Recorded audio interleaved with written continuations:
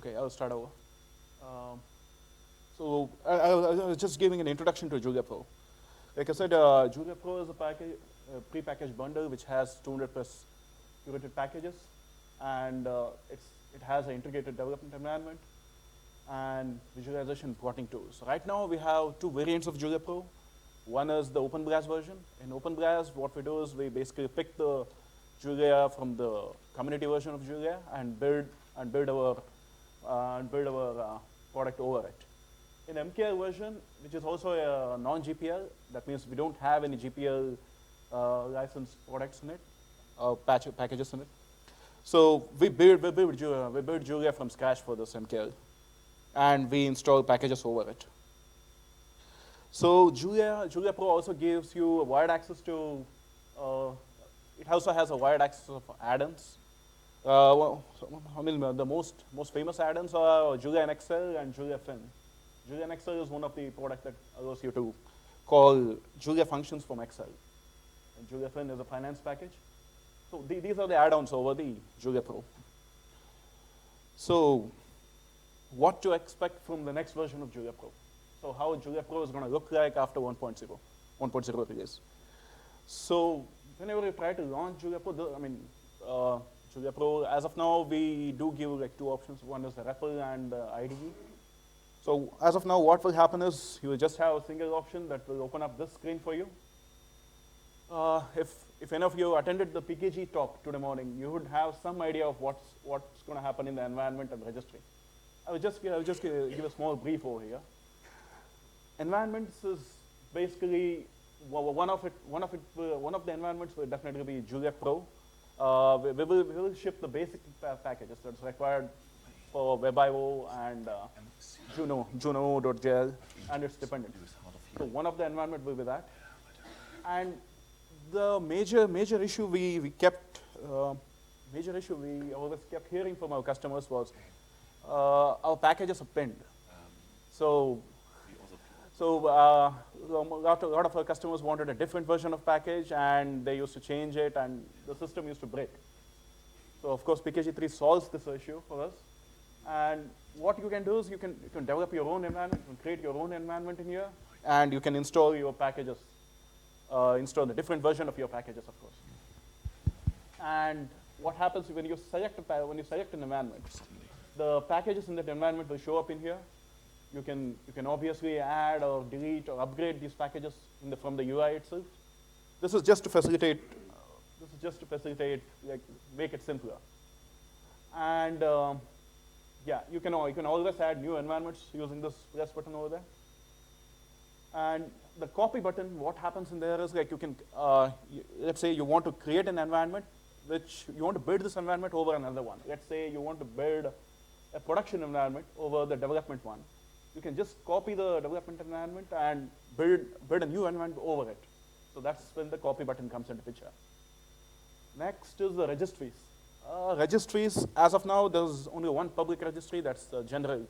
It was previously called as uncurated, now it's been renamed as general. So in JuliaPro, you will have multiple registries. One is the private registry that will be hosted on Julia Computing. And of course, you will always have access to the general public registry too. Apart from this, companies can create their own registries and they can add them manually over there. So whatever the packages that you see in here will be a combination of all the registries. Will be picked up from, it's a union of all the registries.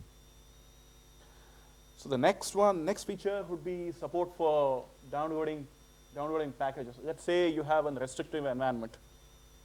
You have a restrictive environment where there is a restrictive, which has a restricted internet access. So you can't download things from the public servers. So what we do is like you can create your own private server which hosts your own private packages, your own registries, and your own binary dependencies. You don't need to share any of this with others. And you can make JuliaPro to connect to the server and not go anywhere else. And you can basically install all the packages, its external dependencies from the server. And there's one more level to this. You can actually make the user authenticate before any of the transactions happen with your server. Let's say the user is trying to download the registry, or trying to download a package, or trying to download extra dependency of this binary. You can actually control it using the authentication. You can actually restrict some people from accessing some packages over on your server. It can all be done using the authentication methods.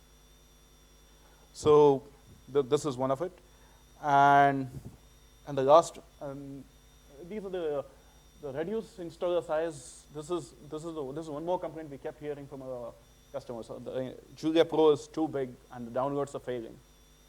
So with PKG 3 and the new design, JuliaPro that you download from the internet from our servers would be the minimal size. Like everything is modularized in here. So you'll be downloading the minimal of it, and you can install the packages later using the UI. And we are also planning to support. We are also planning to give GPU support in future. So that's in the pipeline too. And of course, JuliaPro already, I mean, the 0.7 version of Juno, Sebastian has created a fantastic, has made a fantastic progress in that. So even these things will be included in the 0.7. I mean, in 1.0. Lastly, we will try to expand our supporting. As of now, Fedora is not supported, and there are plenty of Linux distributions that are not supported as of now.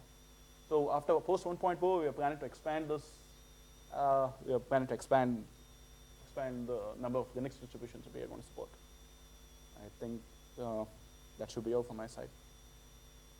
If you have any questions, please.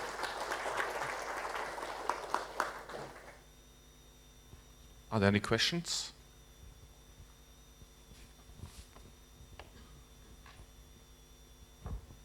I'm just curious if you could talk about plotting in Juno. I've tried using it, and plotting was a little bit slow and wonky. So I'm wondering if you can talk a little bit more about if there's been any changes there and how that's been updated or anything. Thanks. Let me summarize. The question was the plotting was slower in JuliaPro, as in the IDE. Okay, so which plotting package were we using? Okay, plots is not part of JuliaPro. PyPlot should work, though. I'm not. Okay. Okay.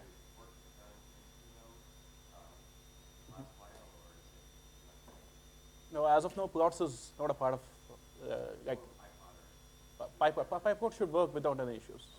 Yeah. Yeah.